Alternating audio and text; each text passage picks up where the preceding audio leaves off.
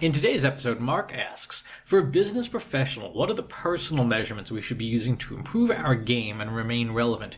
Does anybody out there have metrics on yourself? Well, it depends on what it is that you're measuring. That's true of all forms of measurement.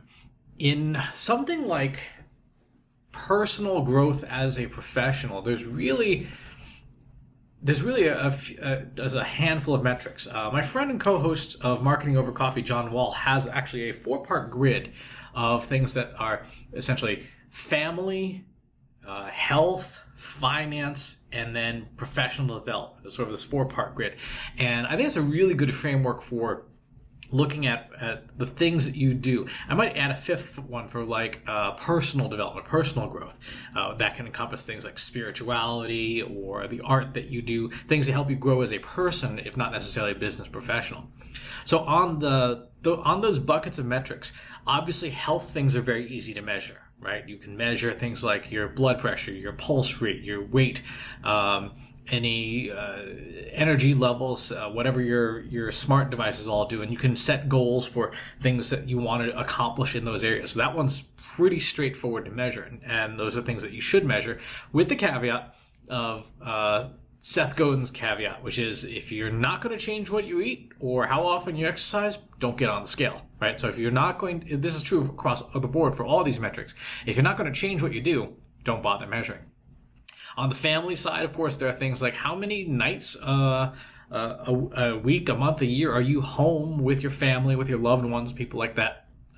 What activities do you do with your family, and keeping track of that, and just setting, really, those are, there's sort of 2 aspects there, and it's very, very subjective. One is, are you physically present, and then are you mentally present? So even if you're there, and your devices actually will tell you, like your device will tell you, hey, you spent X amount of screen time.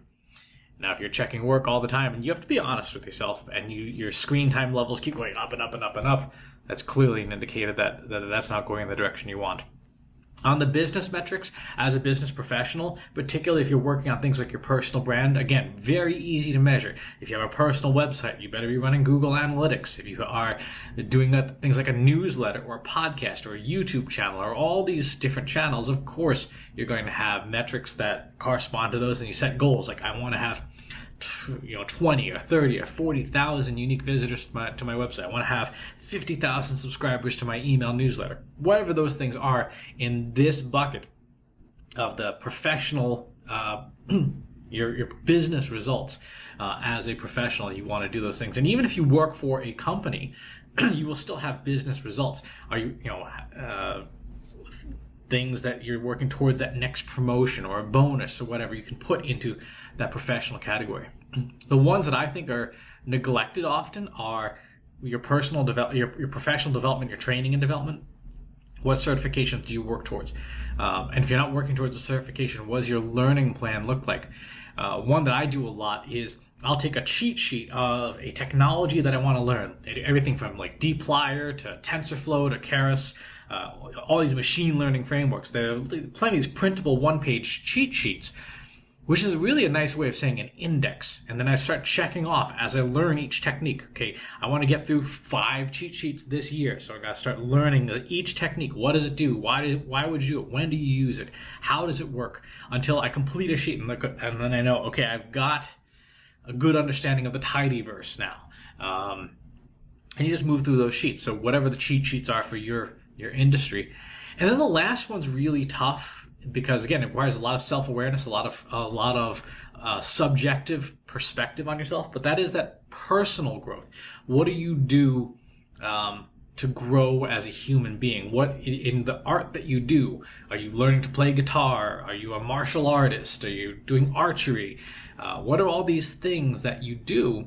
And then how are you making progress in them? So in the martial arts, there are grades you can work to. There are techniques you can work on. Same for archery. Are you more accurate today?